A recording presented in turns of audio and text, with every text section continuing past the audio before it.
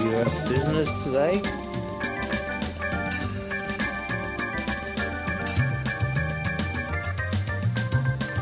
John, you have work today?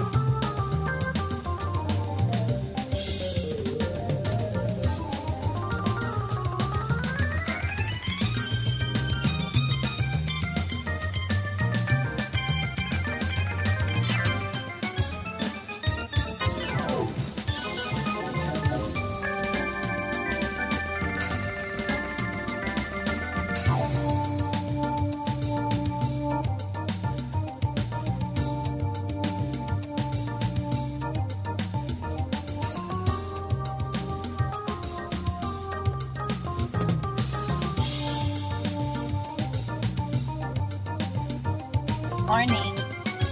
Morning, Eileen. Where are you off to? I just came and got a coffee. I've done. You what? I got a coffee at Dunkin' Donuts. I have to drive Anthony to school later to return his Chromebook and pick up all of his work. So I'll do that at some point. And he's enjoying the beach, huh? Yeah. I FaceTimed him last night with my dog because we missed him. And then he's like, I'll call you back, but I had fallen asleep and didn't call back until 11:15. They shut my phone off.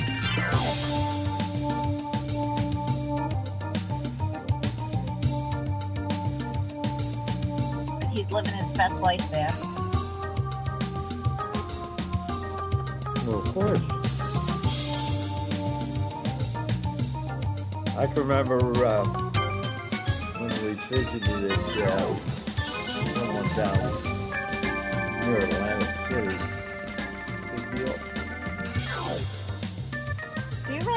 the store and buy those mops? Do I really go to the store and buy what?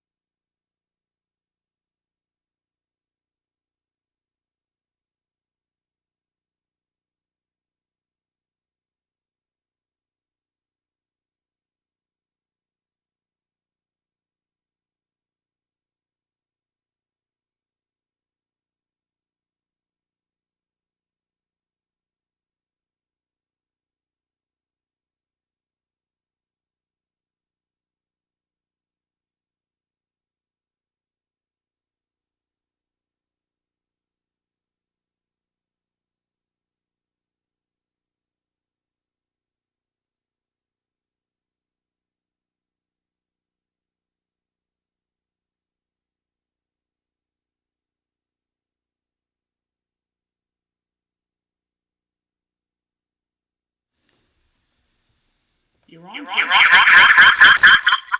Good morning, everyone. Welcome to the Dime Patrol. I'm Cliff Krieger, your host.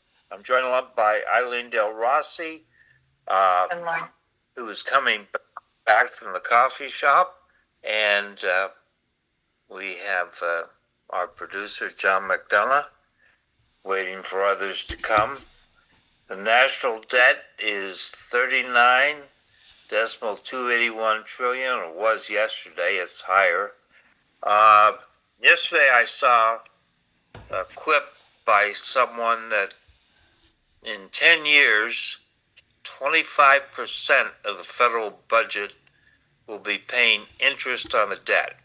And that means it's going to squeeze out defense. It's going to squeeze out foreign aid. It's going to squeeze all those entitlements that we have. It's going to make it very awkward. So, low today, 58, high of 76, rain. So wait, are you saying I should retire before 25 years? Or I'll be paying interest, or I'm going to be screwed no matter what? Screwed no matter what, because just because you retire doesn't mean that you're off the face of the planet. You know, you're still going to live how old's your mother? 78? Yeah, so you're probably going to make 78, 80. Yeah. So screwed you got for life. 40 years. You got 40 years left. Sounds par for the course of my life. Eileen, your best bet is to... Social Security will be a issue for you. Well, what if I don't... Well, I am eligible for Social Security, but Most of my retirement will come from Mass Teachers Retirement, which isn't Social Security. Well, but it's still not fully funded yet. Right. And therefore, they're going to have to get that out of tax money, and there's going to be all that competition for tax money. It's still going to be a problem for you. Really optimistic on this Monday morning. Yeah, what can I say? Hey. Life's a challenge. So, in 1633, the Holy Office in Rome forces Galilei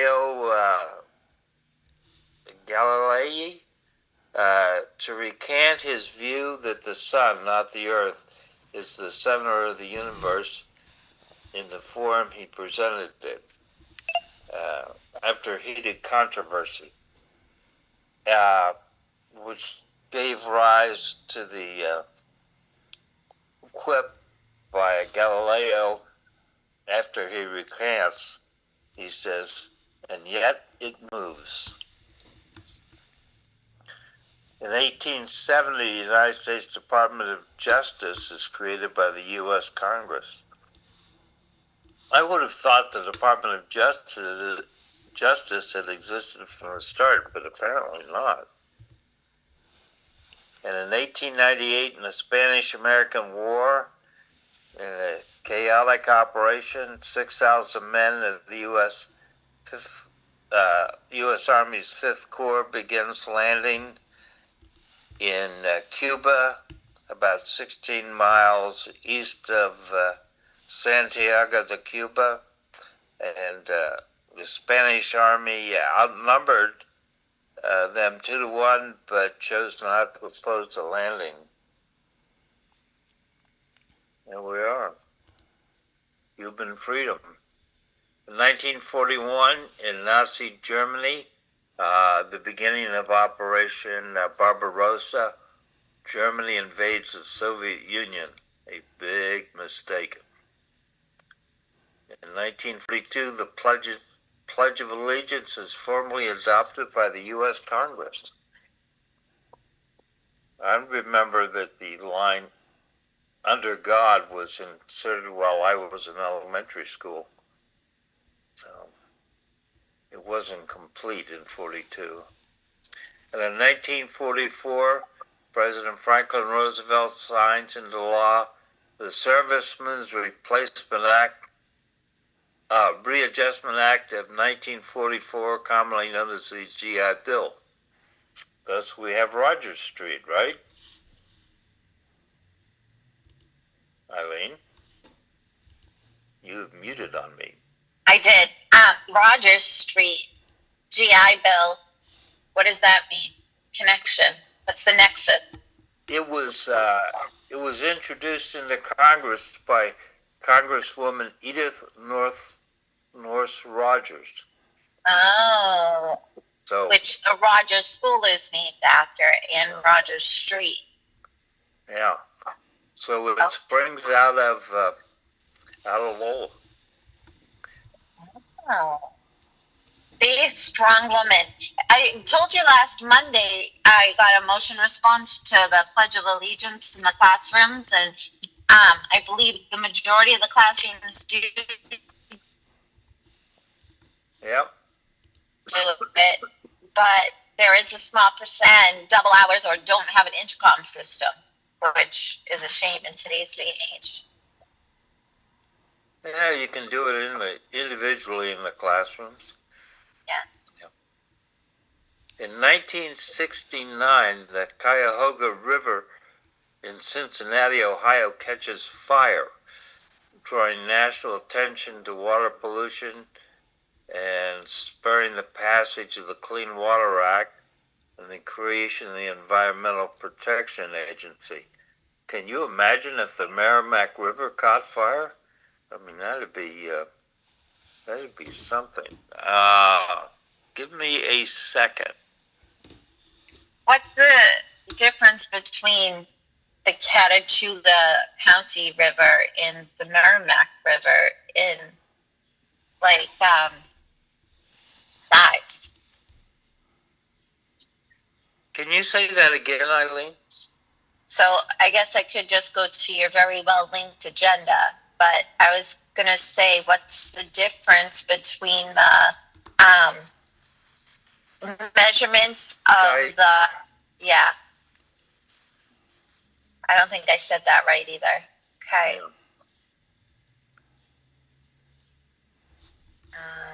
Cayuga River. That's where Mackenzie Shirilla, that's her county. Is a river located north that feeds into a lake, Lake Erie. Oh, it feeds into Lake Erie. Yeah.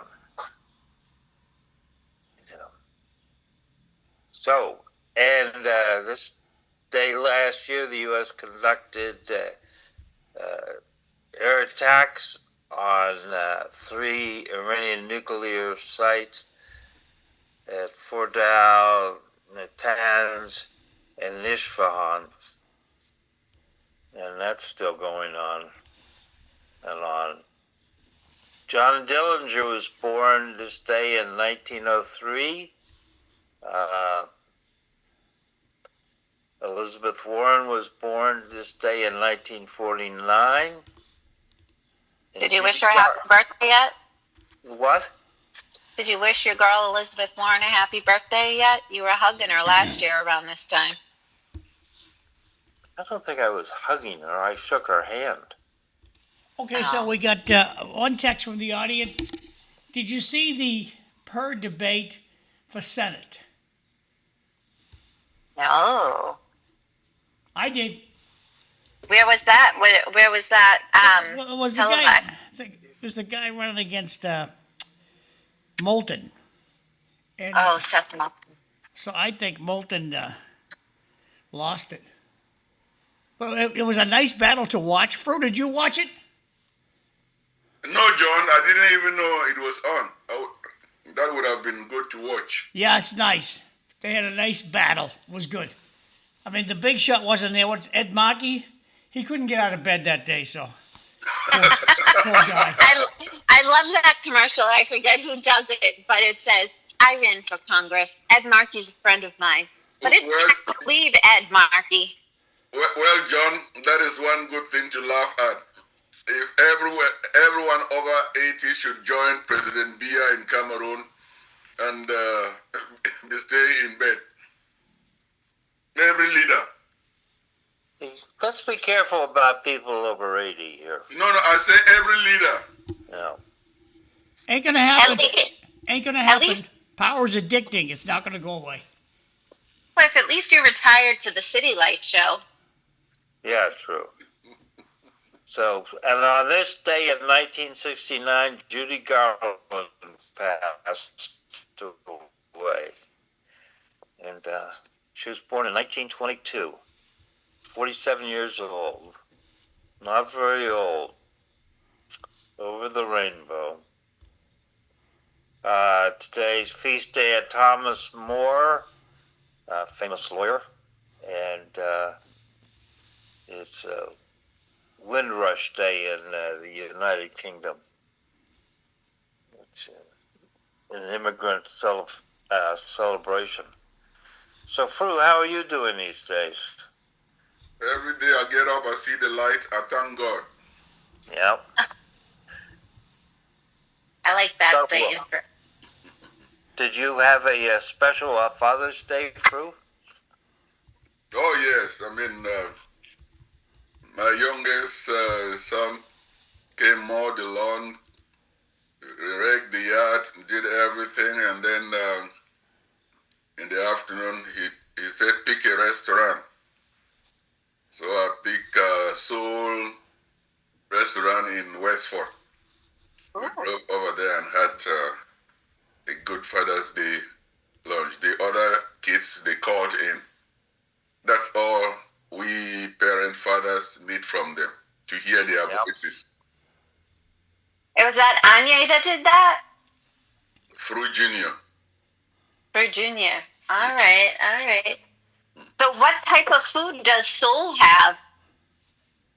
They have a variety of Asian food, but I ordered this spicy seafood bowl, large bowl. I could not even, and I never really take food from the restaurant. I always eat it, but this one was too much that I asked them to take to give me a bowl to take home.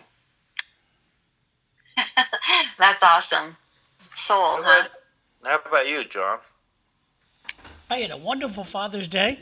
I got a ring cam installed as my Father's Day gift. So it was lovely. Yeah. That's So right. now my wife will be so happy with my Father's Day gift, she can see who's at the door. You guys didn't already have one? That's behind the curve for you, John. Well, what happens is the notifications drive you crazy. Every time somebody walks out that door, you go, ding, ding, ding, ding, ding. I don't care. My wife just went out to water the plants. But that's what they do. Yeah, that's what we get up here on Beacon Street. A gray, and now it's more specific. A gray car is driving by. A black truck is driving by. And so it's interesting to see how the notification get more and more specific over time. But yeah, it's very annoying because you don't want to know every time a car passes your house. I'm going to study and see what I can have it not look at. Yeah, you can definitely turn those notifications off. Because it's not looking at the cars driving by, but it is a little aggravating that they, every time somebody comes in or comes out, stranger or family, it has that ring-a-ling. Yeah, the motion. You want to shut the motion notifications off, but you want to still know when people are at the door and so forth. So we'll play with it the next few days. But nice toy. But you're saying that the AI and the camera. I didn't talk about AI at all, Cliff. No. Yeah, I am the one who brought up the issue of AI. That there's artificial intelligence in the camera that looks at the cars passing and identifies them. Yes, it says there's a 1967 Corvette. There's a 1982 Lincoln.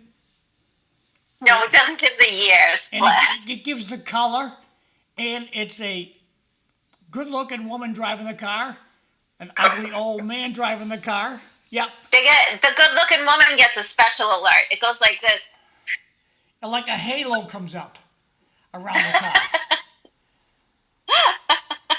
To be quite honest with you, Cliff, it can tell you every time a car goes out the driveway. I don't want to know that, so that's already been shut off. Okay, but I was just interested in the amount of information it was able to generate.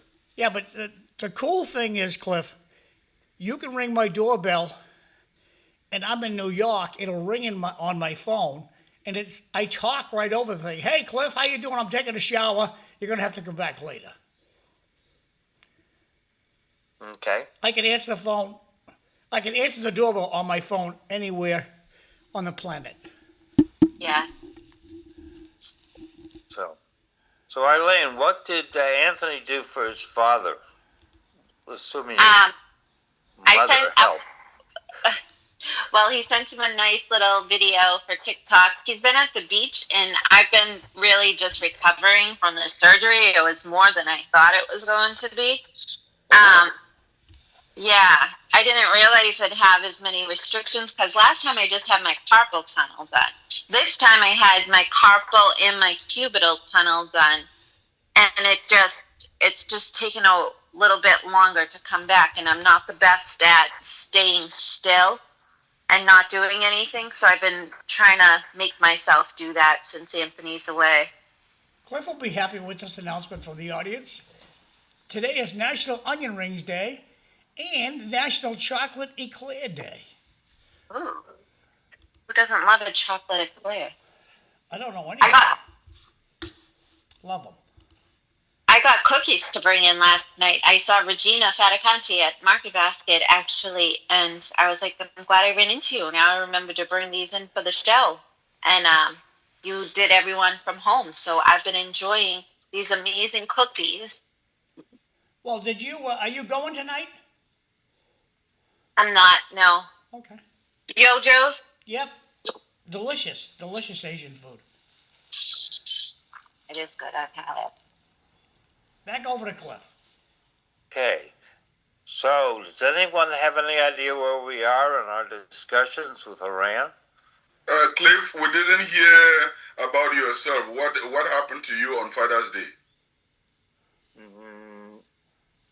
I got socks that show the Seven Dwarfs Grumpy.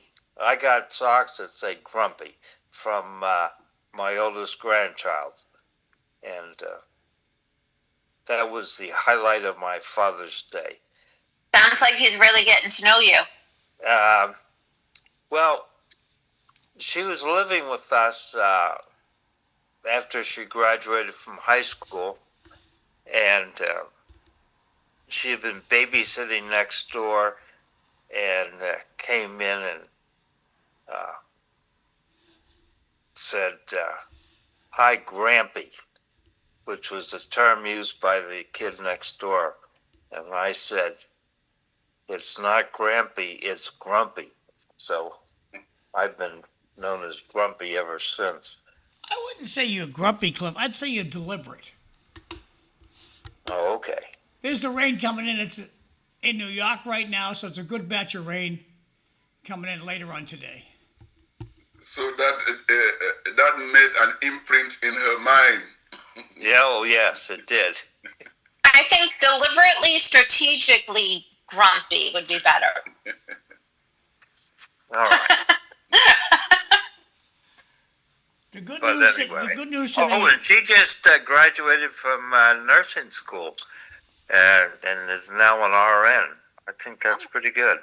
Congratulations. That's awesome. She did well enough at Middlesex Community College. She got a free ride at UMass Amherst, but she never finished up, and now she's finished up. And I'm real proud of her. That's great. So back to Iran. What do you think, Fru? Well, what we are all of us saying, I mean, each side is playing it for domestic audience. But the truth is in the details. And the mere fact that we are coming and sitting around the table peacefully with European powers, and no one is pointing a gun at someone to sign here, we are negotiating, gives an edge to one side, which I don't need to say. No matter how we can spin it, the mere fact that we are at this point for this many months, one could intelligently draw a conclusion where the pendulum is swinging to, and who wields the power around the Gulf of Hormuz. The Gulf of Hormuz. Eileen, have you given this any thought? I have only in terms of the gas prices. I don't know what they're talking about. I know it's ignorant, but I don't know what they're talking about when they're talking about the Strait of Hormuz and so forth. So if you can give me a quick dummied down version of what it is, I'd be grateful. Well, it's a narrow point where the Gulf turns east and then turns back west and empties out into the Indian Ocean. But I think the more fundamental issue is the Iranian regime, backed by the IRGC. Who's the IRGC, Cliff? The Iranian Revolutionary Guard Corps. Thank you, Elemental P. That means fine tobacco, doesn't it? LMNOP? No, that's just the confusion that you people like to put out there. You like to put your little acronyms out there. It's called Insider Baseball, and it's boring to those who barely know what we're talking about. You people? Yeah, you. Oh. You, Cliff. Yes, you, Cliff. Think you're getting singled out there, Cliff. What a prejudicial comment. You people. Well, I've heard such comments a lot wherever my people are. Now, just a second, Fru. What is that little barnyard thing over your left shoulder? No, that's your right. No. A little further. This guy. What is that thing? This one? No. Your other left. On the left? Yes. This one? What is that? Oh, this is an African traditional house. With a clock on the outside? Boys, that's a real that's a good thing to tell your kids to come home to. It's a clock on the outside.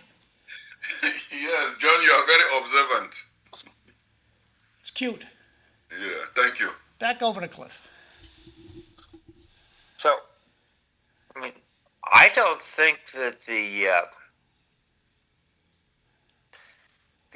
Iranian government is going to give up. I think they're expecting the end times, and they need to hold fast. Cliff, they're a professional stalling group, and do you think the U.S. government's really telling us the truth? After all this UFO stuff's coming out since the 1950s, that means every president since Eisenhower has lied to us about UFOs. So what else have they left out of the mix? I don't think we're getting the truth out of what the talk's really going on. I mean, you got the Vice President Vance is saying, oh, the Strait of Hormuz is open. You got the BBC saying it's closed. England's a little screwy right now because their big guy, the Prime Minister, just resigned. So they'll be in a tailspin for about 90 days. So England's out of it. What, Cliff? Go ahead, Fru. I just want to... You're talking about explaining the Gulf of Hormuz. I want to... Can you refresh our minds what the Monroe Doctrine was all about? Excluding European colonial powers from the Western Hemisphere. So if the U.S. was Iran and also implied, let me just give this as a scenario. This is a discussion that came up with American intellectuals and European intellectuals, and saying that the Ayatollah doctrine, and saying all Europeans and Americans, excluding them around that area, would they be justified if they were a world power like the U.S.? And for Eileen, your own information, the Gulf of Hormuz is very, very important because 20% of the oil passes through that area, and most of the countries in the Middle East, their oil passes through that area to go to Europe. And most of all these other industrial countries depend on that. And the time that it has been shut down, the economic of the world has really nearly come to a standstill. And that is what it makes Iran very, very critical in world economy. So when Trump entered into this, he knew all that it involved and didn't care to put us at risk and all the other countries for it, really, right? I mean, well, that could explain also our knowledge or our ignorance of economic and world history. Yeah, but the thing with Trump is that he's very knowledgeable about all of that, and he chose still to make that decision, which is scary to think that he could turn that. I mean, when I think of that, it's intense, and it puts other countries at risk too. Well, that's where the knowledge comes from, because all American presidents have actually resisted what has happened recently. Does that show a high level of international knowledge about the economy and what goes on around the world, or what? That's what I asked Cliff to explain the Monroe Doctrine. There's a little tricky part of the Monroe Doctrine that I don't hear many people talk about, and that is, it really didn't mean anything except that the British were willing to back it, and that's what gave it the strength back in the 1800s. And the Monroe Doctrine is what Trump used to originally go in, right? And attack originally? No. The Monroe Doctrine is what has been invoked to defend any other countries, China, Russia, Europeans, into the American continent, because the Monroe Doctrine actually stipulated that all other countries should get out, not interfere within the American continent. That's North and South America. Yeah. Okay, the Monroe, so far as Google's concerned, the Monroe Doctrine was foundational U.S. foreign policy positions established in 1823 that declared the Western Hemisphere off limits to European colonization and interference. Any intervention in the Americas by a foreign power was viewed by the United States as a potential hostile act. Right, that's just, yes. And like I say, what gave it the teeth was that the Brits supported it. So, but yeah, that's exactly right. Comment from the audience. We kicked the old leader who was 80 and had a religious degree against nuclear weapons, and now his 50-year-old son is in charge, who is much more hardline and doesn't have as much of a red line for a nuclear weapon. We are not attacking North Korea because they don't have the bomb. Good points. Back to Cliff. So, can you explain the part why Venezuela was important before Iran? Because it seems all interconnected. Like, it was important for the part that we went after Venezuela, and then shortly after Iran. The largest oil deposit in the Western Hemisphere is Venezuela. And that oil feeds our industry more than the other kind of crude oil. If that can explain. Also, it is also competition for the Middle East oil prices. So we thought we were smart in doing that first. Well, and also that China is involved in Venezuela, which is very close to our shores, and China actually had more influence over the oil production and the government of Venezuela, and probably Russia as well, than we do. Sounds like we're using our friends to get ahead in life, like it's middle school and not real life. The other thing about Venezuela, though, was the drug activity. And well, I mean, it depends. It depends who's giving that narrative. If you are listening to world news, you will see that most of what was happening in the ocean there, they were just civilian boats that were blown. Let's listen to world news and see the pictures and the narration, not just from one end. And that's what we say, that for every story you watch the camera, you are watching the eye of one person who is shaping the narrative that you believe. And unfortunately, this media is only a one-way stream. But the drugs are coming from somewhere, right? But they are consuming somewhere. It's where the market is that brings the goods, that encourage importation. So why can't you stop the market?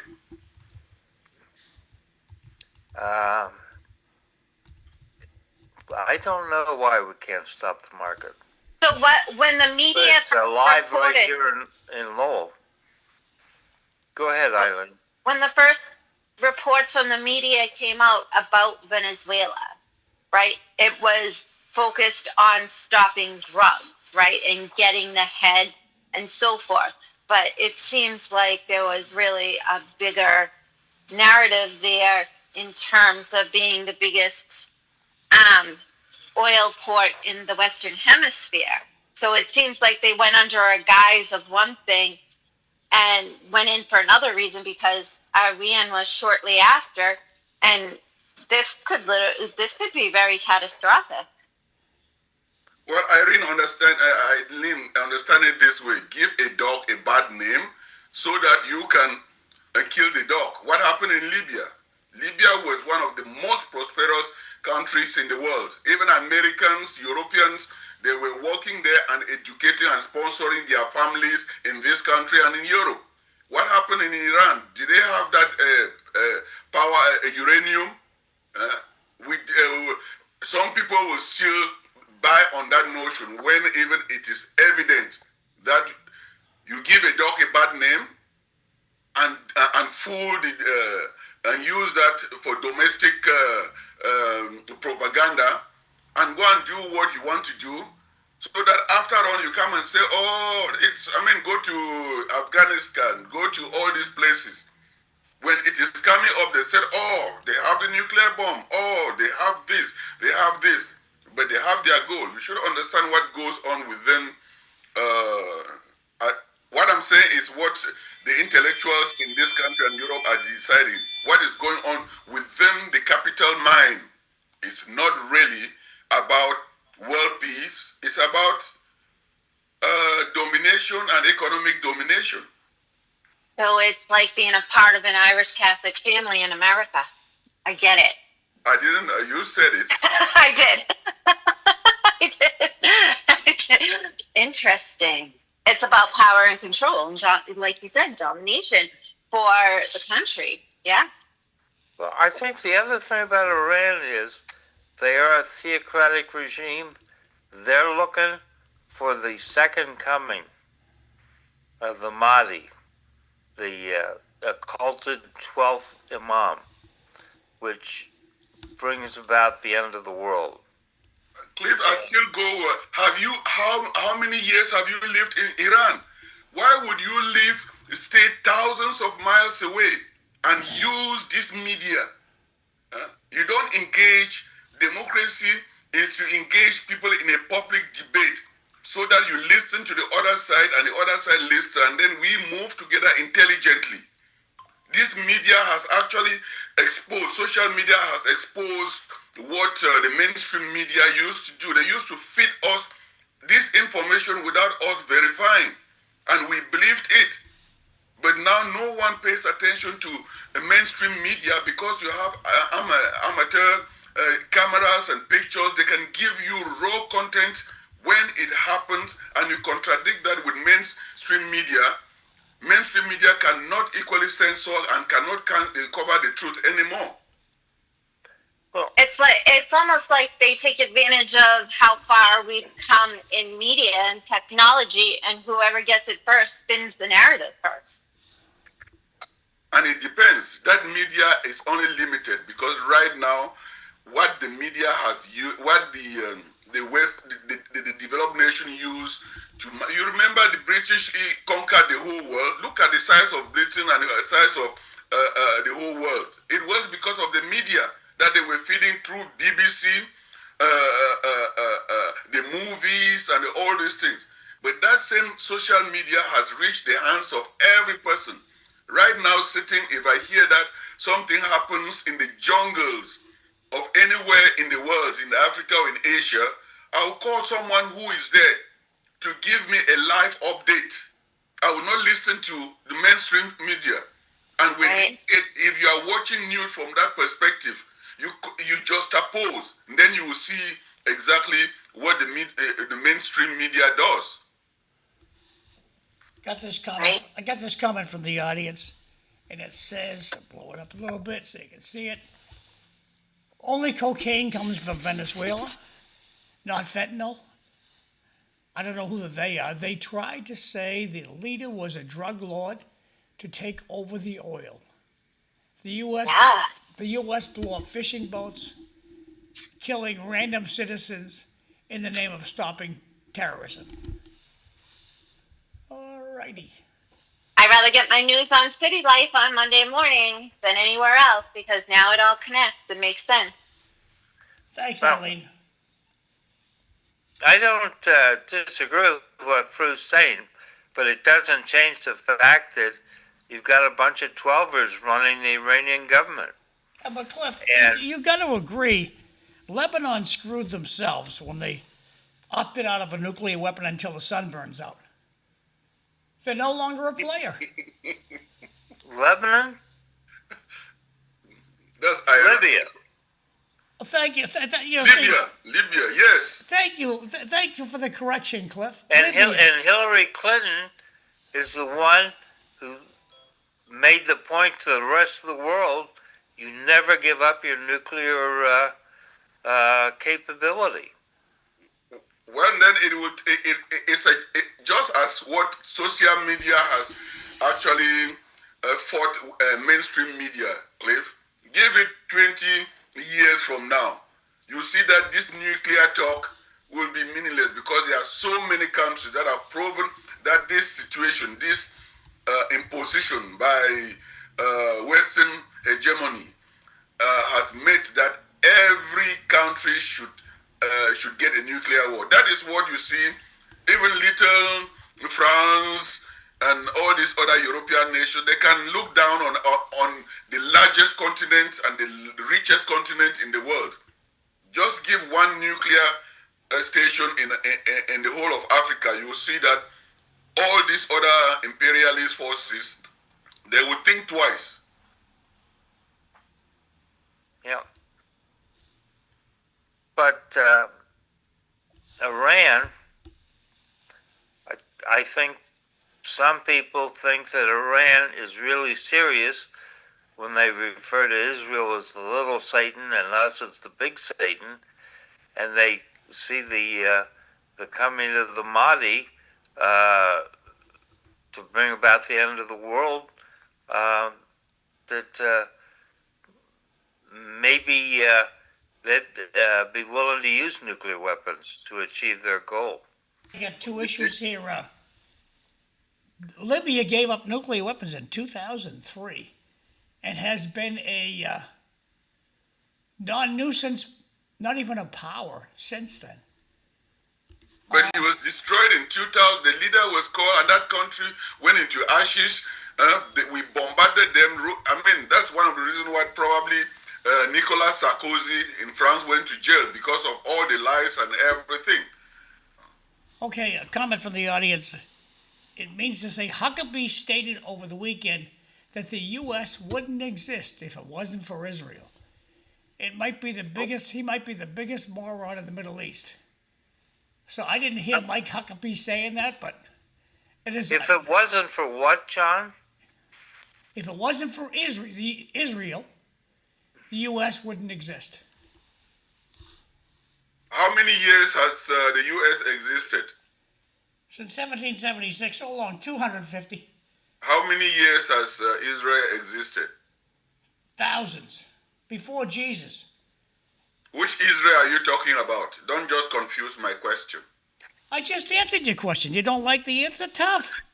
I asked you a lot of questions and you give me like a biblical explanation, but you don't answer the question. Thank you Yeah, but very much. Fru's got an important question here.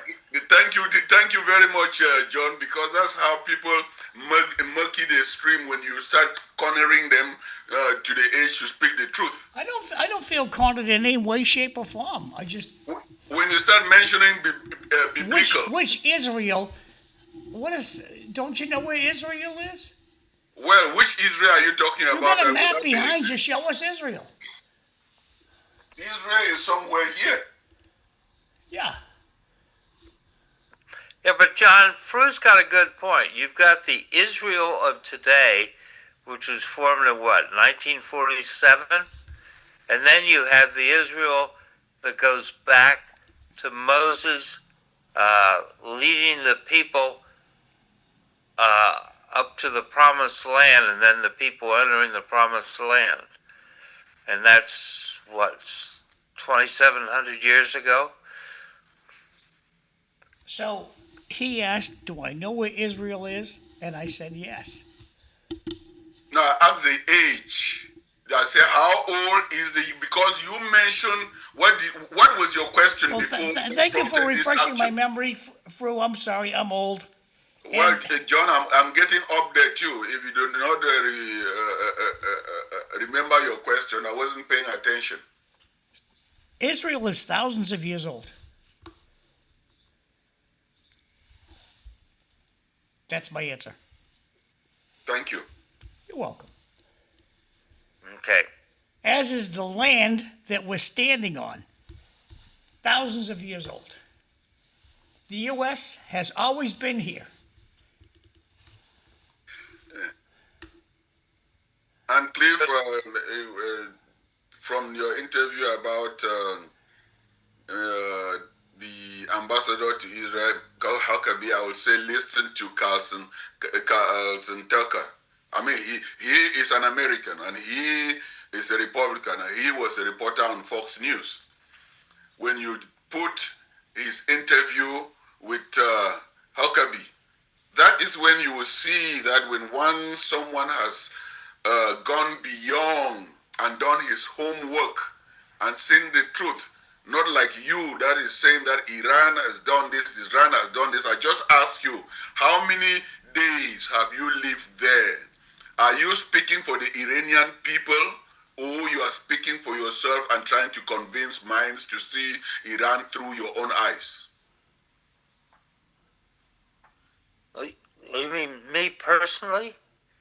Well, you are the one asking those questions, and those are your own opinions, and you are entitled to your own opinion. So too, I'm entitled to my own opinions, and my own opinion comes from the intellectual discussion, intellectuals in this country, and some of them who have lived there and lived with the people there. Well, in my mind, I differentiate between the Iranian people, who I think want a lot more freedom. I mean, there was a minor rebellion there earlier in the year. Reports, which I am sure are exaggerated, but talk about 40,000 people being killed in the suppression.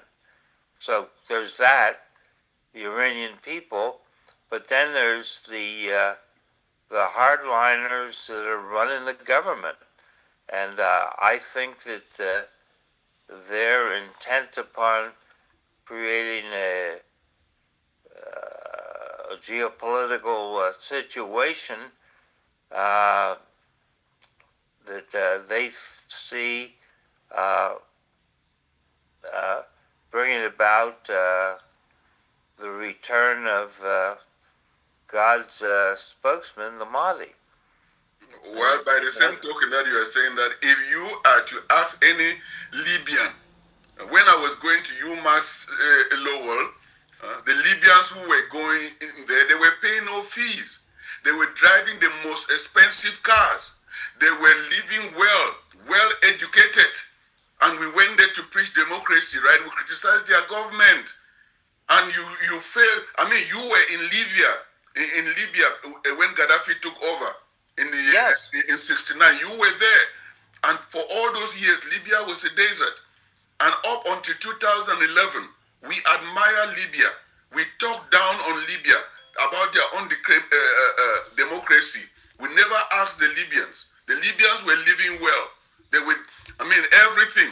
But you come and preach that you will come there. Your own democracy is the democracy that will destroy people's life, and you never look at it.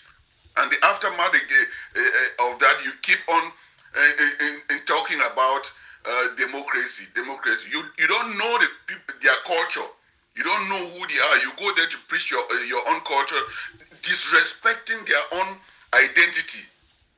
Is that if someone comes into your house and try to change your mind on how you rule your house with your family to impose your own idea, what will you do?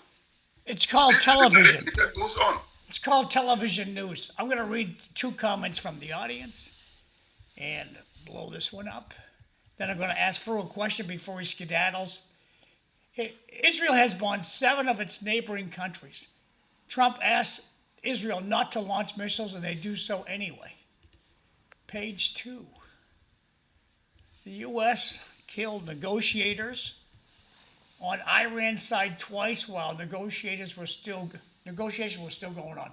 Good point. My question to Fru is, the big aggravation in the Middle East right now is Israel won't stop bombing. What are we going to do with Israel? That's a question to you, Fru. Well, the wise man once said that leave everything into time. Time will resolve everything. Nothing is permanent. There is no condition that is permanent. So are you saying do nothing? All that goes around comes around. Are you saying do nothing? What do you have to do when the U.S. Is there? The only person that John, I don't need to tell you. I'm watching this from American intellectuals and people like you who have traveled around the world and saying that whatever is going there is simply, when you have a godfather, you can do whatever you want to do if that godfather has a bigger hammer that can crush anything that comes your way. Okay, Cliff, what would you do to stop Israel from bombing? Get Iran under control. I would because Iran is underwriting Hamas, Hezbollah, and the Houthis.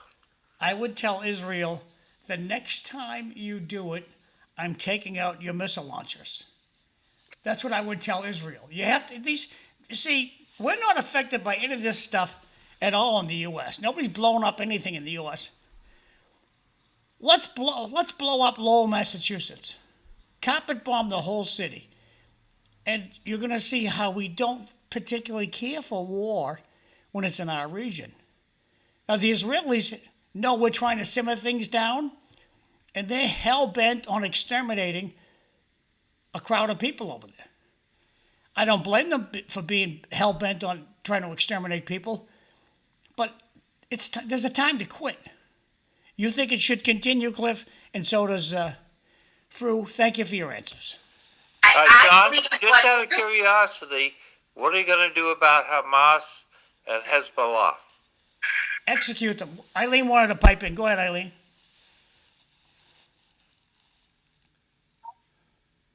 I think you're muted, Eileen. I don't think so. No, she lost the audio or what? Anyway, by the same token, let me throw this question, which comes from our last discussion with Professor Bill, which I asked for him to name one country that has bombed any Western country and one African country.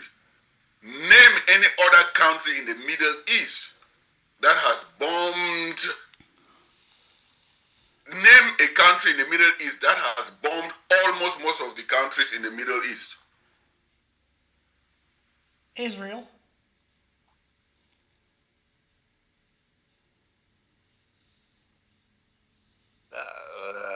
No.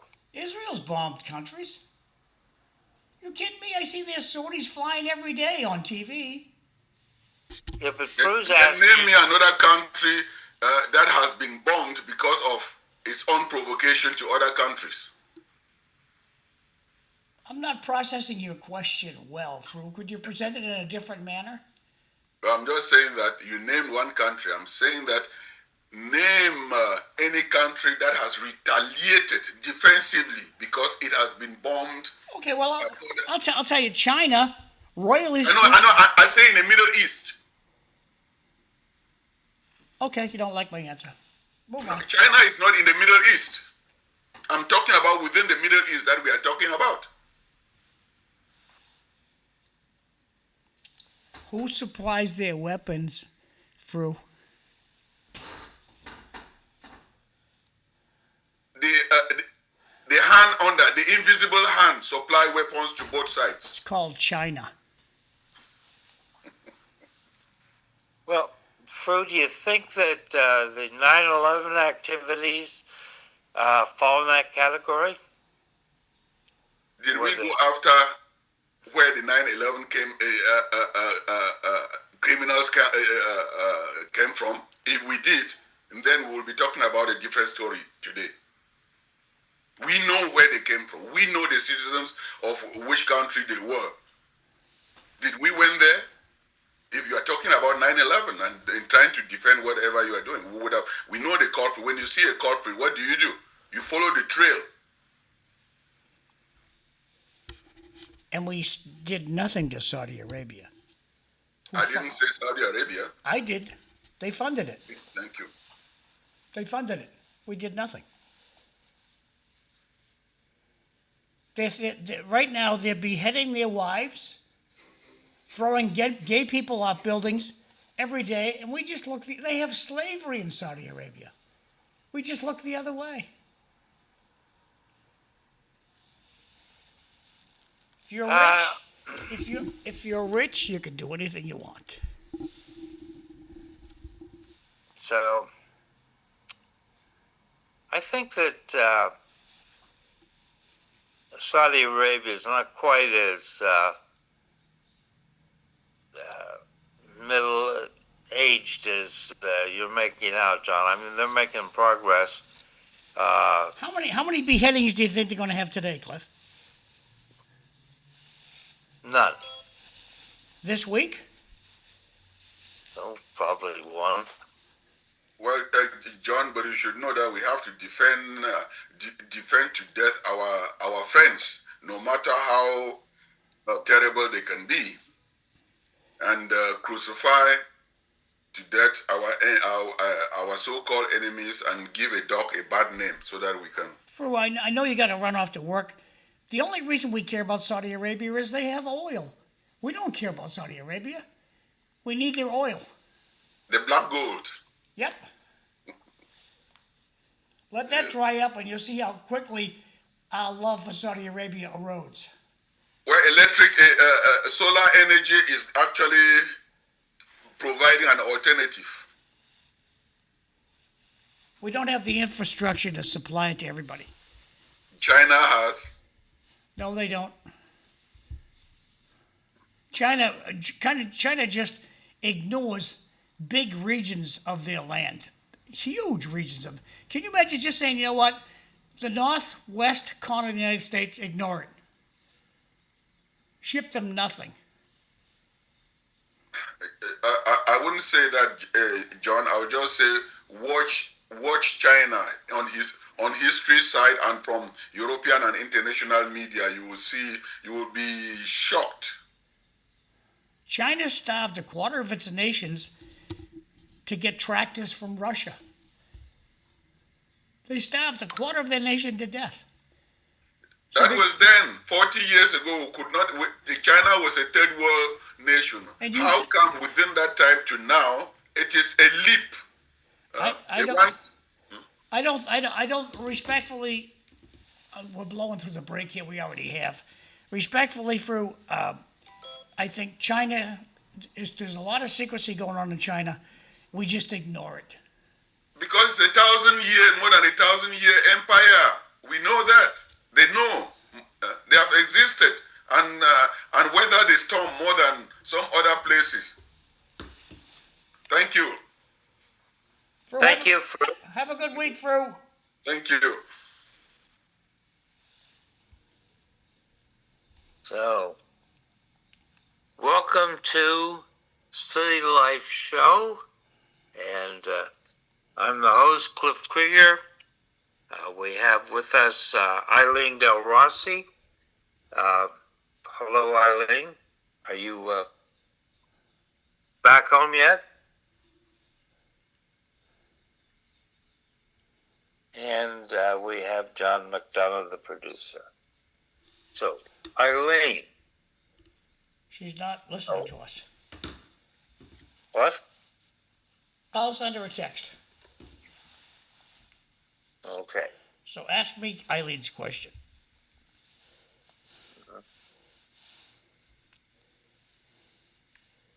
I guess you're not going to do that. All right.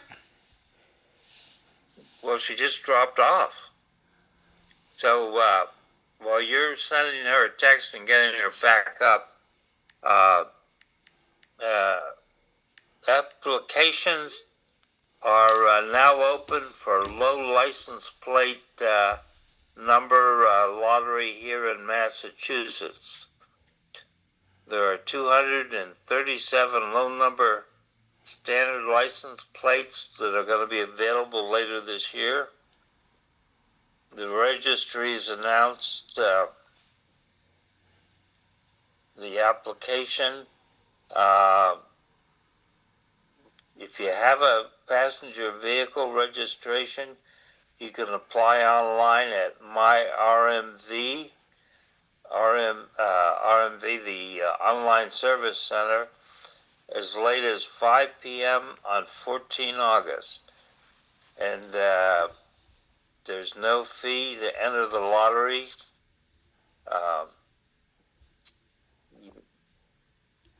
The Lowell Sun had things like license plate 318, 7575, 8J, 66K. None of these mean anything to me. And winners and alternative winners will be selected using an electronic random number generator, and you'll be notified by mail. So Cliff, if you want what was the first number you said, Cliff? 318. And then you proceeded by naming three other numbers, making it sound like a 6-letter plate. 318. Thank you. All right. So if you want to try for a low license plate, give it a shot. So, Eileen, how did your surgery go?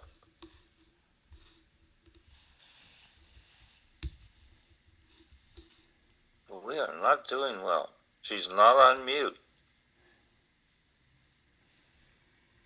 So, moving on to the reflecting pool in front of the Lincoln Memorial, the Trump administration spent $14 million to clean it up. And now the algae's back.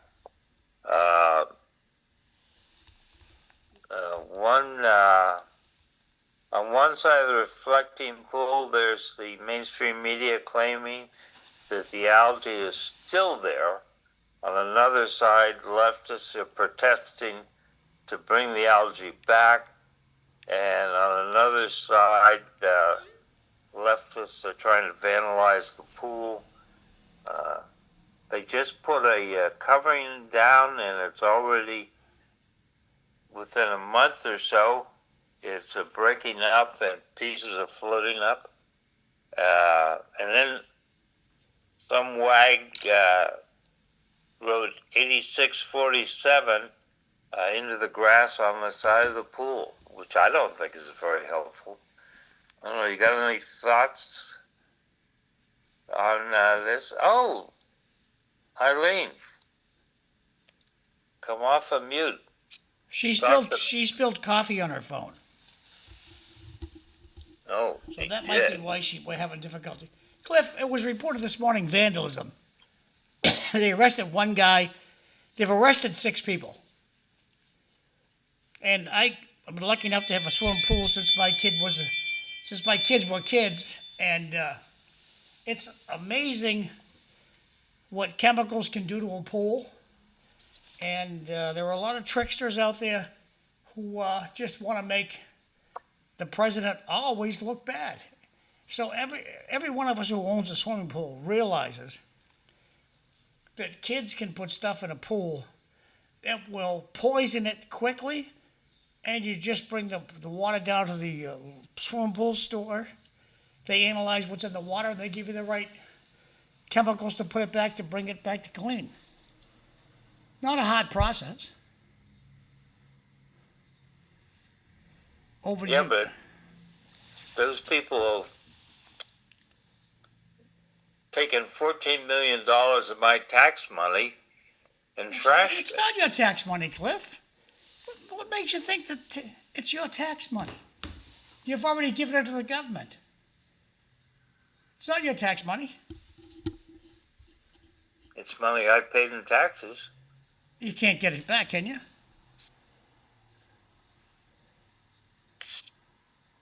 That's a question. You know, you can't get it back, but you'd like to see it go to some useful purpose.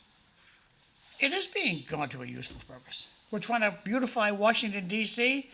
Last week we had shenanigans of the Scots. Oh my God, those guys know how to party, don't they? Of putting cones on statues' heads. It was a great time last weekend. And this week, they're just trying to make the president look bad. And I think most average Americans would agree with that. Yeah. Yeah. I didn't think that was a good thing. Eileen's back. So let's have some comments from Eileen. Eileen, when you can unmute, talk to us. We're not getting anything, kiddo. So keep trying what you can. Just barge in whenever you would love to hear your voice. Go ahead, Cliff. Okay, so from the archives, back in 1787, I think I mentioned this before, 55 people attended a farewell party for George Washington after writing the Constitution, and the bar tab is still intact. Those founding fathers, 55 of them, drank 54 bottles of Madeira, 60 bottles of claret, 8 bottles of whiskey, 22 bottles of porter, 8 bottles of hard cider, 12 of beer, and 7 bowls of alcohol punch. And I heard that, Cliff. Who paid the bill? they did. They paid the bill? Yeah. I would suggest it was the first rip-off of the government's money, and they put those extra cases of booze in their wagons and took them home. All right. You can suggest that. Go ahead. Just, So anyway, speaking of a good drink, a chance to participate in local democracy on Thursday, the 25th of June, because down on Beacon Hill they approved the ability of local license commissions to extend drinking hours by 1 hour to a maximum of 3 a.m. up through 31 July, and create spaces where customers can walk around outside with an open container, again through 31 July. And this is all about FIFA and the big football competition. So the Lowell License Commission will hold a public hearing on the topic around 6 p.m. on Thursday. And you can come in and have your say on the topic. You don't have to pre-register or anything like that. Just show up, sit there, and when it comes time for the chairman to say, does anyone wish to speak in favor of or speak in opposition to, raise your hand and come up and speak. Hey, Cliff, will you ask the chairman, whoever the chairman might be, why can't we just email? Got 2 comments from the audience. 9/11 was Saudi Arabia's, and now we are all good friends. Good point. The president makes it extremely easy to look bad. No, the media they're going to find something today. He's got dirty fingernails today. Edited the president makes it extremely easy to look bad. The pool renovation was no bid contract that costed way too much for the job that was needed. Understood. Thank you for your comments. Back to you, Cliff. John, why not? Just email John Pryor. I think I should be able to email if I put my name and address in the email. You said you can't. You didn't offer email, did you?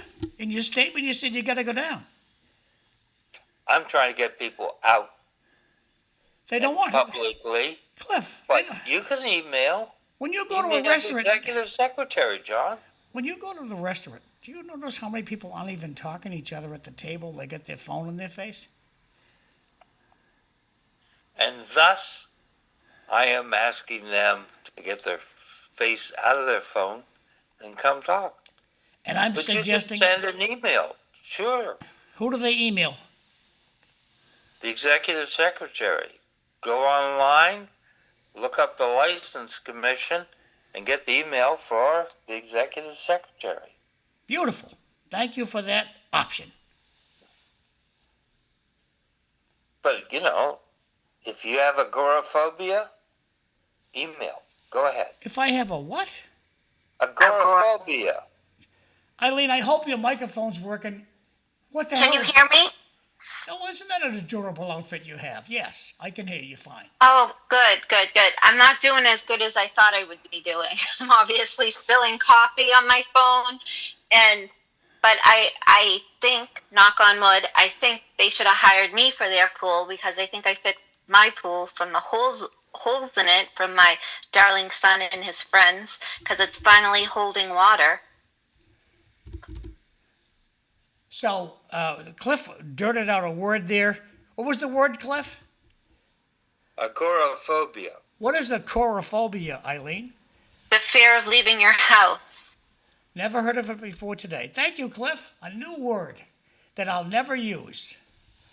Yeah, I think more and more people are starting to get it. Just because of the way society is today.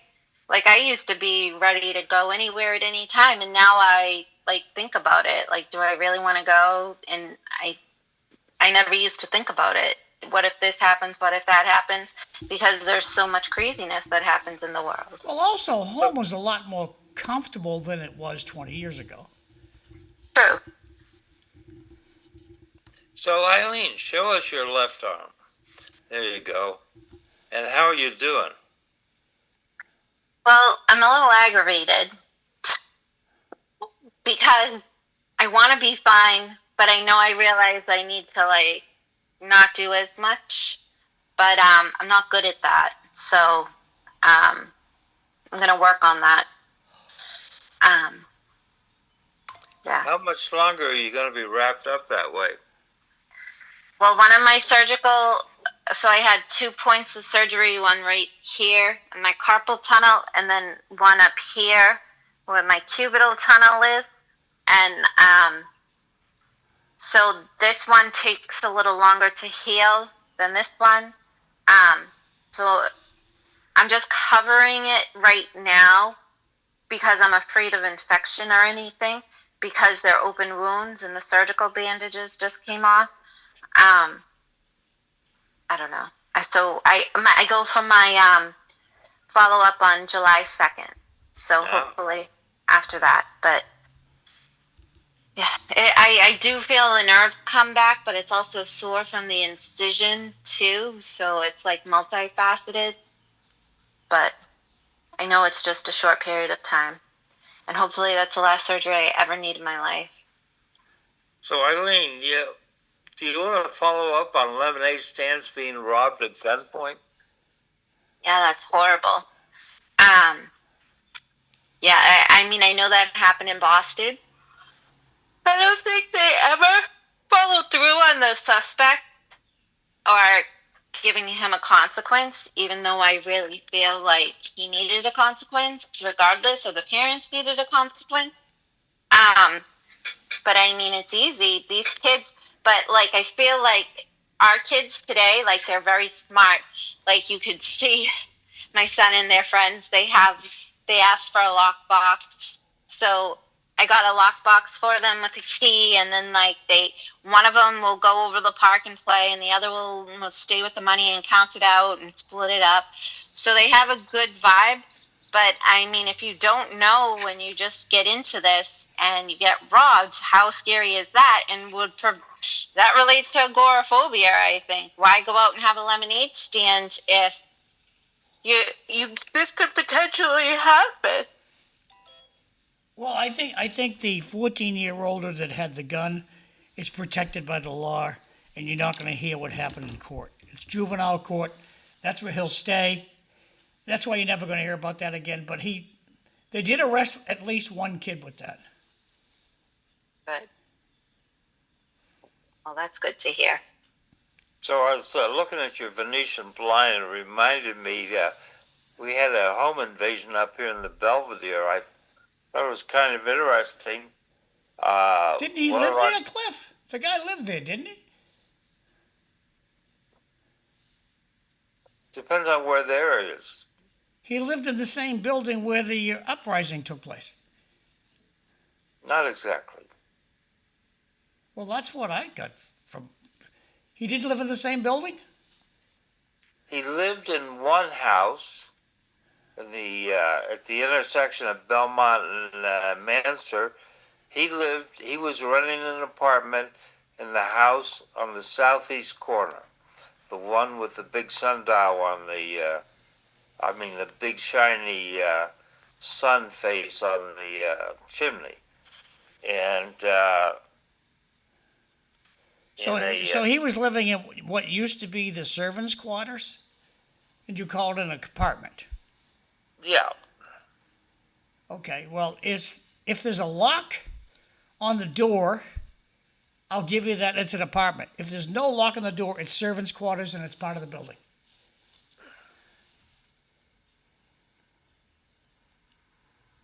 Irregardless, he was living there, and he got on a drug-fueled rampage, and he trashed his room in that house before crossing the street and breaking into a second mansion on the northeast corner, where police said he terrorized the 81-year-old homeowner and his wife's medical caretaker. So that was Jack O'Connor. And this took place on the 2nd of June, and two houses worth over $1 million each. When they arrived, the suspect, David Jacobs, who was shirtless, bleeding, and holding a metal object, he was smashing the glass door in the window, and they told him to drop it, and he did. But not a good situation. And so there's no place where you're guaranteed safety. There we are. So, Eileen, we had a high school student shot and killed? What do we know about that? Yes. Sorry, we know that he was previously from the Stocklosa, and he's currently now a freshman at the high school. So sad. And I just wonder, what were the warning signs? Did anybody see this happening? Was he absent from school? All of these things that I think we need to be more in tune of at the school level, and I wonder if that was the same child that went missing from Westminster Village, because he was about that same age. I'm going to do the announcements. There's a party tomorrow, Tuesday, June 23rd, for Anthony Massisi, and he's running for Greater Lowell School Committee. It's on the second floor of the Worthen, they call it the Worthen Attic. I'm sure that'll be a tasty time.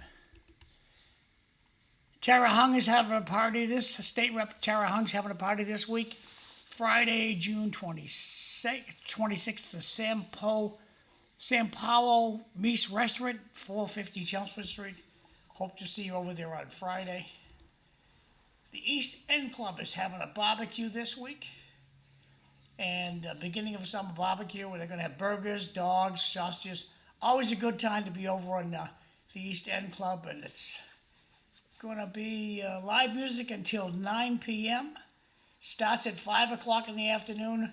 The address is 12 West 5th Street. And they don't care if you're living in Timbuktu. You're welcome to come to this party.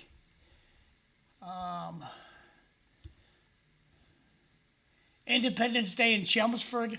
They have a fantastic parade out there. A lot of eye candy that day. They have food on the town center. Good time. So you take your fancy phone out of your pocket. Take a picture of this slide if you're a Chelmsford or you would like to go to the Chelmsford Parade. It's a great time to go. You should go at least once in your lifetime. Tewksbury, the land of Oz. Because things just get done out there the way they should be. There's no prompting. It doesn't have to be on the agenda for the selectmen. But at any rate, Tewksbury, 250th Independence Day celebration is Friday, July 3rd. Starts at 6 o'clock. They have a live band. They're going to have food there. Fireworks at 9:30. And they have one more slide, Tewksbury does, about the food. It starts at scheduled events on Friday. At 8:30 to 10, they're going to have continental breakfast. Then they're going to have a track and field. Then plenty of activities to be going on there. I should blow this up a little bit. And I'll scroll it up a little bit. It's good. The continental breakfast is going to be held at the recreational center, and Donna's Donuts will be held under the tent at the recreational center. That'll be a good. That's 8:30 to 10. Track and field games of all ages. At 10 to 11, a decorating doll carriage contest. That's for ages 3 to 6.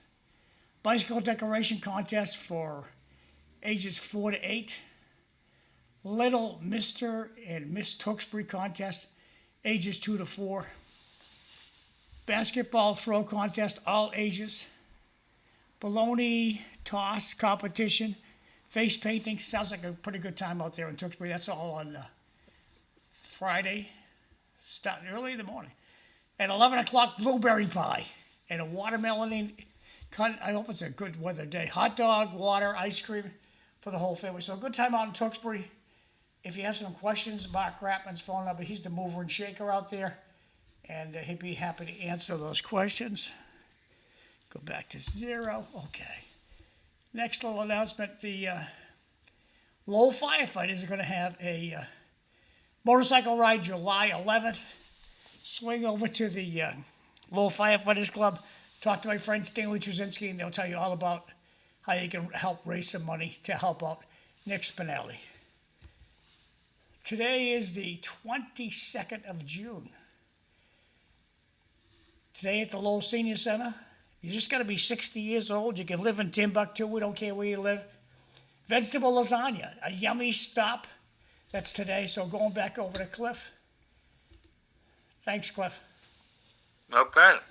So, Eileen, Yes. have you been following this situation down in Ipswich where the high school lacrosse team forfeited a game over cigars? Yeah, that's crazy. And they're saying because it was after their graduation or around graduation, and because it's a Puritan town, and that's why they should know the rules. But I feel like that's a little much. That's extensive. Does the fish have a name? It's a beta fish. I think it was starving. I just fed it. It's my son's. But isn't it pretty? I love the colors of it. Pretty little fish. No name? Calming. An illegal Airbnb is what happened at that castle in Vermont, on Belmont. Oh, an illegal Airbnb. Airbnb says not associated with them. Okay, so somebody was slipping under the wire. Okay, you can rent a room in this city. Why can't you rent a room? I think there's limits on what you can do with private residency. And there are rules like fire alarm, smoke detector, that kind of thing. That was brought up at the last city council meeting, actually, about what houses here are actually renting out as Airbnbs. And I know for a fact there's a lot of these houses that are chalking their rooms up in their house and renting them up renting them out per room, like how boarding houses. I think that's a major problem. Like Lowell is having trouble keeping track of. Honestly, Yeah, I think you're right. because there's easy ways to go around it. You don't have to be affiliated with Airbnb to actually have it rented on Airbnb. You could do it through a third party agency.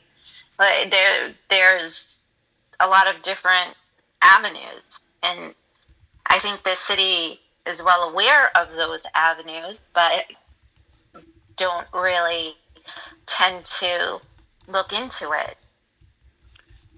Yeah. So the character of our neighborhoods might actually be a little different than what we may have in our imagination, with people renting out rooms, and rents are high, so I can see why there may be some interest in some illicit renting, chance to make a little money. But I agree, but so my first experience with building or anything having to do with the house was in 2017 with having to go and request a building permit, right, for my pool, right? And so we got the building permit for the pool. Gibraltar came out and they put it up, but I had to put a notice out that it was happening. And then they gave conditions and so forth downtown, and I assured all of that happened. Nobody ever came out. Nobody ever followed through and checked on it. So, I mean, I wonder what's being allowed to get away with in Lowell. Eileen, it's all about revenue. The reason that the city wants you, did you want to put up one of those new sheds? You need a permit for that. That's how the tax assessor goes by and takes a look at it. That's the only reason that they make that stupid rule. was it a stupid rule? Yes, it is. They're ripping, as typical, they're just ripping off the citizens. But shouldn't, if you put up a shed and add to the value of your property, shouldn't you pay more tax? No. At what point should you pay more tax? This is puzzling. What? I'm working on an audio problem while I'm listening to you, Cliff, so. Oh. All right, well, moving on then. Sorry about that. Back to Ipswich, Eileen. So these kids are in a photograph in their cap and gowns, and they're all smoking a cigar. They weren't smoking. They weren't smoking. They weren't even smoking it.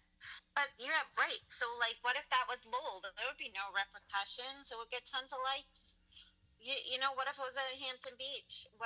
Because it's Ipswich, because it holds the values of being a Puritan town. It's because they should have known better.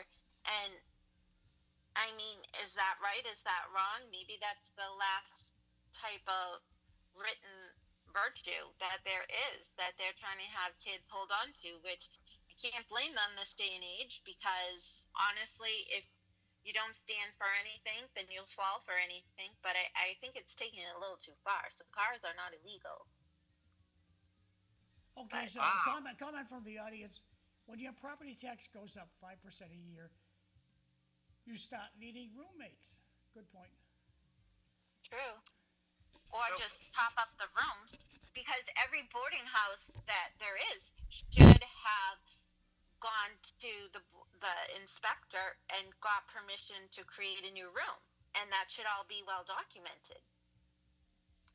So I thought that the athletic association here in Massachusetts made smoking tobacco bad.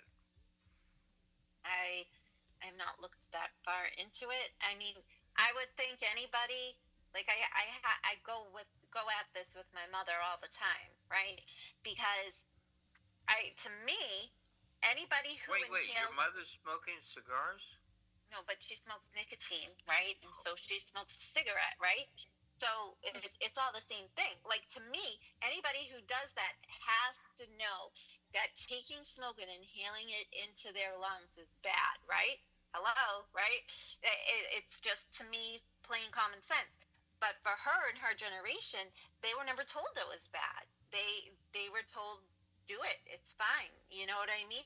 So that's how she became addicted. And I realized that, like, it was just a thing to do, and then it becomes a stress reliever and a coping mechanism. I respect that too, but I mean, I think any athlete should stay away from inhaling smoke into their lungs if they want their full capacity of their lungs, right? And to me, it's just overall common sense. Is it a rule? Is it common sense? I mean, people are going to do what they're going to do regardless, right? You can't control that. But if you want to make a statement because of kids posing with a cigar that involves nicotine that's not even lit up for a celebration of graduation, like, how much are we restricting these kids? I mean, it's almost like going way right and conservative on this end, right? Because if that was in Lowell, would it ever have happened? No. You know what I mean? They'd be happy that they weren't, shooting up heroin and just having a cigar, right? So now, I mean, it just goes to standards of cities and towns. What are our standards in Lowell? I think we've fallen for anything because we never chose to stand for something.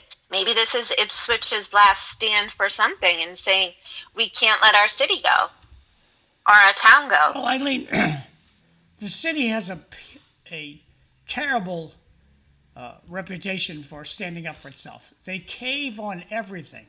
They caved on the buses, and that's 30 years ago. They're caving on the senior center. The government, local government, doesn't stand up for anything. Coming from the audience, Ipswich might have opened themselves up to a lawsuit. Government loves to overstep their authority. Good point. Back to you, Well, Cliff. I agree with that, but at the same time, I'd rather have an Ipswich than Lowell. Well, that's on us as voters. So, Eileen, you mentioned the older generation, but I think that we were well aware of the dangers of smoking. It was a popular song in the late 40s, early 50s, Smoke That Cigarette. And when I was young in the Air Force, I heard the definition of an optimist was a F-105 pilot who was giving up smoking because he was afraid of dying of lung cancer. Then apparently, I mean, my mother told me that her doctor told her she could even smoke when she was pregnant with me, which I claim oxygen deprivation if anyone's concerned. There you go. All right. So my mother lied to me. Well, she said the doctor said it was okay. Yeah, look how you turn it. Exactly. That's what I'm saying. Like, hello. Where's my individual education plan? So did you watch the school committee on TV? Yeah, I actually attended some of it, but it ended up going so long that because I had just had the procedure on Wednesday. So I just had that one motion put forth about the procedures for when the governor calls flags at half-staff, so I was able to get that through. They were able to go through the motion, but they got caught up on... Wait, let's back up to the half-staff. And the motion, what, calls for the... What the procedure is. Oh, okay. Yeah, and so it was passed. I just said it speaks for itself because it basically did. And then they reviewed the motion response. I told Mary that was fine, but they got caught up on, I believe it was the special ed motion part of it that Alice LeGrand's, and I think it was like 8:15. They still hadn't got through the rest of the agenda, and we still had an executive session. I just said I can't stay awake. Like I just had to rest. What was the special ed motion? So it was an introduction. It was about our students with autism in the district and the plan, and what the look ahead would look like, what's going on now, and some ideas they're thinking about going forward with. I don't know if any of them will happen, but a lot of time was really spent on actually Fred Bahu's motion about homeschooling and having a check-in. A lot of parents who are homeschooling their kids don't want that. They're hardcore, like, we're good, we know what we're doing. And I see where Fred's point of view was, of like just a check-in, something to gauge, right? And then a lot of time was spent on even that motion, but a lot of time was also spent on the overall special ed program and students with autism and so forth, just to kind of give us an update overall. And I was told that I don't even need to have a special ed subcommittee because I do such a good job of bringing up the issues on the floor. So when you're going through your dates, make sure you note that when you look for a special education subcommittee, Eileen Delrossi. All right. Then there was an executive session. I wasn't able to attend that. But honestly, to tell you the truth, I still need to go over a few more things as I come out of this anesthesia from the other day. So don't ask me any specific questions, please. I got a comment from the audience. The audience says, good morning. They told us smoking was okay. They also told us that COVID shot was okay. Right. Good point. Things that make you go, Also, they told us there were no UFOs. I mean, this is my life, right? I mean, I've never been so sick in my life since I got those COVID shots. And I'm a teacher. I don't usually get sick, and so I wonder what we did put into our systems with those COVID shots. I'll never win the battle on smoking's not good for you with my mother because she told me the doctors told her it was okay. So I just leave it at that. Did you see where on her way out the door, the director of National Intelligence, Tulsi Gabbard, released data showing that there was a whole bunch of international collusion on COVID activities, and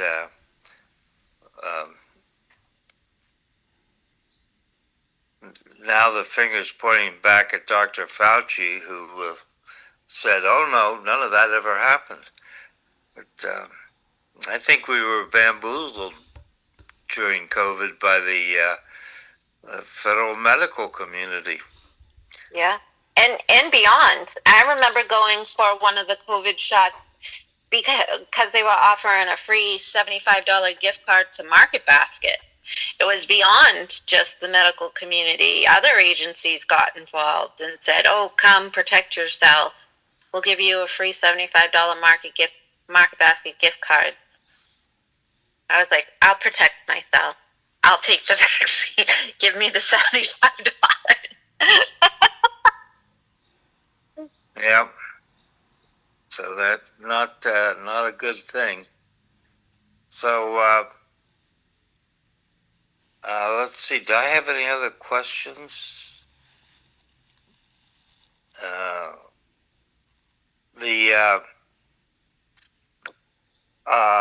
I am kind of worried about autism. Everything I read suggests, it's just getting worse and worse. Well, if there's an uptick in your check, if your kid's got autism, you get a bigger check.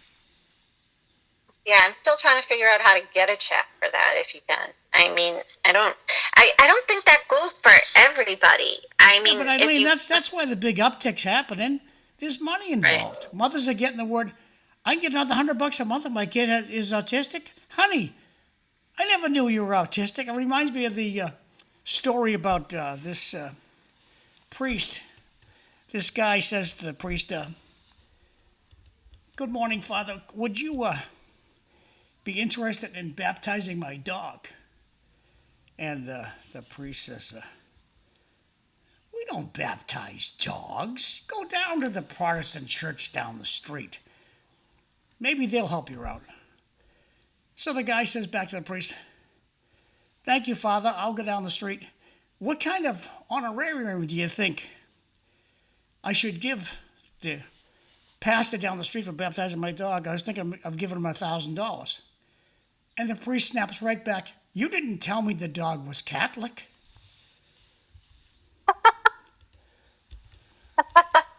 That's funny.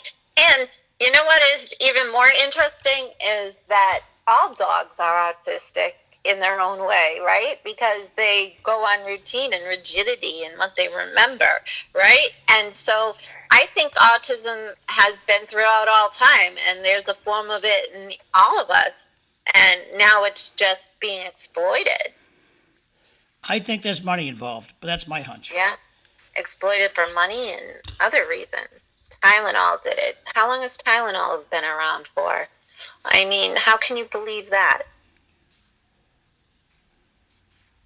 I don't know. Okay, so I saw this cutout on, it was described as cruelty disguised as compassion, and this John has sort of raged on about this, but this teacher in San Francisco, their Lowell High School, so the name Lowell lives in San Francisco. Anyway, we knew students were unprepared and we sent them on to fail. So in the so this Lowell High School sends kids to the University of California system. And she finds herself teaching kids the very basic math, fractions, distributive property, exponents, and roots to the high-achieving students. And so the kids just are not prepared mathematically, reading-wise. Are our kids prepared to make that transition? Nobody stays back in Massachusetts, Cliff. So it's just tough cookie. That's how we. I'm gonna read this, Eileen, and I'll give back to you. The incredible thing about COVID was amount of citizens who went and got a booster after the government told us they only need one shot. The government definitely lied to us. Back over to Eileen. I went for the $75 marked basket. So I've talked about this before on the show, that now our math curriculum, our reading curriculums, they all have spiral programs, which never requires mastery of one topic, such as whether it be one-to-one addition, one-to-one subtraction, two-to-two, regardless, there's no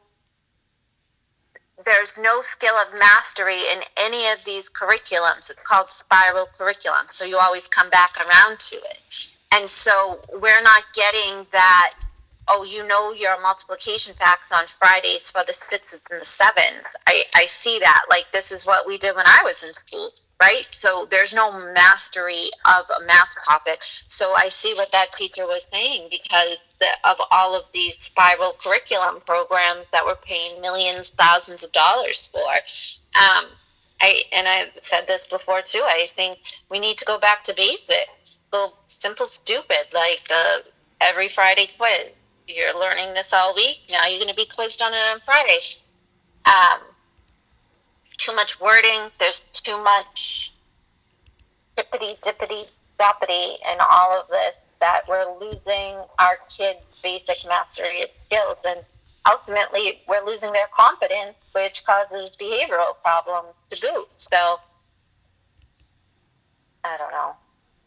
I do know, but I mean, we're our education system is so broken that it's hard to begin to put it forward. And I'm just grateful for all the great educators that are showing up every day and doing what they need to do for our students, and to make sure that their gaps are filled in wherever they need to be filled in, because a lot of these curriculum programs are not assuring that, and it's sad to think that.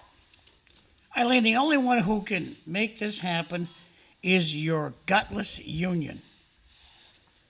They're forcing their teachers to pass everybody. We don't care what their score was. Pass everybody. And that shouldn't be. It's a union thing. The teachers want to push excellence out the door, and they're unable to because the union says nobody stays back. It's also a state mandate and a federal mandate that. Well, just a second. So it's a state law. Nobody stays back. Yeah, that came out. I would ask your school committee attorney to yellow that out on the highlighter and get you a copy of it. That's a lie. And the same thing on the federal end. Okay, show me the federal thing when nobody stays back. Show me that. All right. Because if it was there, they would be pushing it in my face every day. John, I don't think you understand unions. Yes, I do. They don't like to be embarrassed. They don't like to be called on the carpet. They represent all the teachers, and they're doing a lackluster performance, forcing their members to promote children who should stay back. Let me That's ask you not this the question, union's Cliff. job. That's Were you in a union? no. Okay, then what do you know about unions? What my father's told me. Oh, yeah, okay, good. That was before email and text. Yeah. If you go back into the archives of the lodge, back in the 1930s, on page 3 of a New York Times newspaper, That's 100 years ago. there's a Cliff. picture of my father with a bunch of other guys helping to organize a steel mill in Johnstown, Pennsylvania. Okay. Show us that picture, Cliff. Break out that newspaper. I would love to see that. San Francisco used to be known as a beautiful place. Now the place is known for homelessness, filth, and drug addicts. That's from Bart. Go ahead, Cliff. Okay. That was confusing. What did Bart say? He said San Francisco used to be known as a beautiful place. Now Yes. the place is known for homelessness, filth, and drug addicts. Yeah. Well. So Eileen, you've apparently picked up an assignment What's my assignment? to find the place where Desi says don't hold kids back. I just sent John something on text message. Maybe we can dissect it a little more on Friday. I don't think Okay. Cliff can see this, but Eileen just sent me this proof that nobody can stay back in America. Academic grade retention, holding a student back, is almost entirely governed by the state and local district policies rather than the federal law. Federal law only requires requires states to hold school districts accountable for student progress through assessments, such as federally mandated third grade reading tests, but it leaves promotion or retention up to the local educators. So federal law doesn't call for nobody stays back. Thank you, Eileen. You're welcome. I think it's on Liam Skinner. It's not on the unions. The union job is to get more money for the teachers. Cliff, can Liam Skinner prevent the teachers from going to school? Can he prevent the teachers from going to school? Yes. Yeah, he fires them. The union can stop it in a heartbeat. We're all taking a sick day next Tuesday. Everybody's going to be out sick. Yeah. And that's what's going to happen. You're going to do So it. what does Liam Skinner do if the school committee, if the school union's responsible for the performance of the teachers? No, the teachers are responsible for their own conduct. You slide it away from that, Cliff, okay? It's the truth is, teachers don't want to promote these kids. They know they're not ready. And they're being forced to promote them. That's the truth.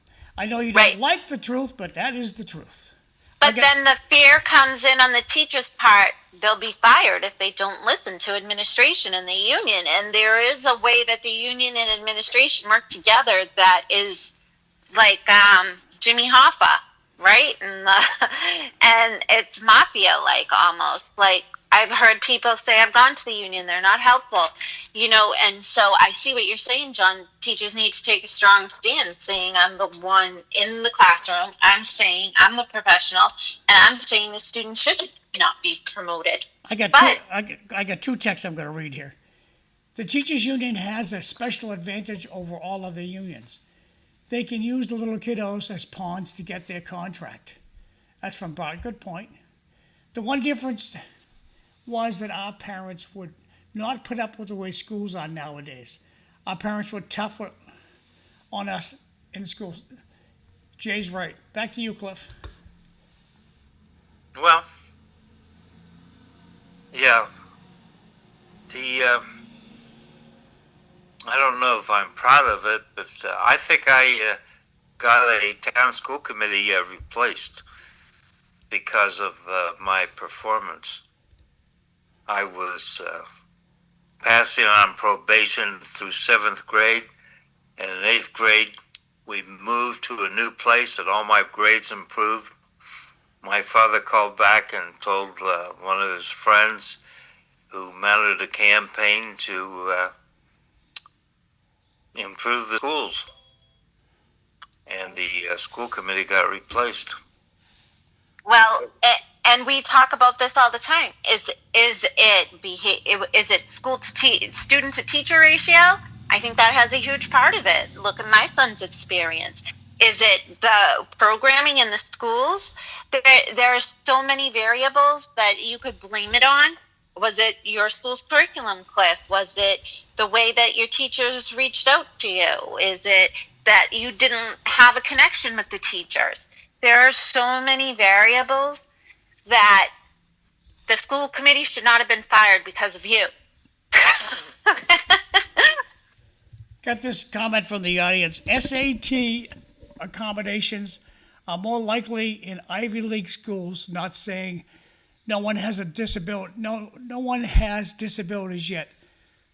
Whether you're family or taking advantage of it to get better opportunities. Wait, can you read that again about the SAT scores? I'm even puzzled by this. SAT accommodations are more likely in Ivy League schools. Not saying no one has disabilities yet. I would say that private schools give you a better education. I would say that the collegiate schools in Lowell give you a better education. I would say the Voc gives you a better education. But the private school will keep you back. And then the text continues, wealthier families are taking advantage of it and getting better opportunities. I don't blame them.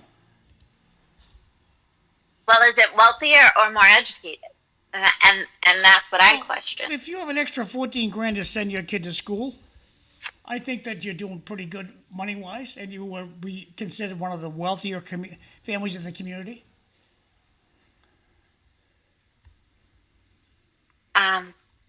Well, do we have any comparison numbers between the collegiate and Lowell Public, and between homeschooling and Lowell Public? The collegiate did terrible on the MCAS scores. And then Massachusetts decided, we don't want any more testing. It doesn't make us look good, so let's get rid of this. But they still haven't thought of another form of assessment to get out of the MCAS, so we're still giving the MCAS. Where were the scores? They're hidden. Comment to Mr. Krieger. Mr. Krieger probably had been punished if he didn't turn his grades around. And good point. Yeah, I wasn't punished. I was encouraged. Encouraged And by I a cattle? No. Oh. By my parents helping me with my homework and stuff like that. But were I your think parents helping you with your homework at the other school you were at? Yeah. Well, just a second now, backing up to Cliff. How many, did you have a stay-at-home dad? No. Did you have a stay-at-home mom? Yeah, up until about 52. So, your stay-at-home mom was a big asset in your education, I would say. I had a And Never Eileen, mind, who else was important in my education? Your dad? Hester Waldo. Oh, yes, I forgot about her. We've been talking so much, we haven't brought her up a lot. Canasta lady. Yeah. She changed your life with a game of canasta. Yeah, she It's taught teaching me you how how to to play. read. You know what? I am really looking forward to my son's 3-year evaluation this year because I do believe it's about connection and curriculum and how a student is engaged. I don't think many of his formal assessments were an accurate picture of him knowing. I'm And sorry, I feel now that he has we're the out of time here, confidence. kids. Tomorrow, Karen Cassell is going to be here tomorrow with all the boys. Time is So- short, Cliff. My first grade teacher set my career because she got me my first airplane ride. Goodbye, everybody. Thanks for watching. All right, let's go on an airplane ride. Yeah. Okay. Thanks, Eileen. Thanks, Bye, John. guys. Have a good weekend. Thanks, guys. See you soon. Bye.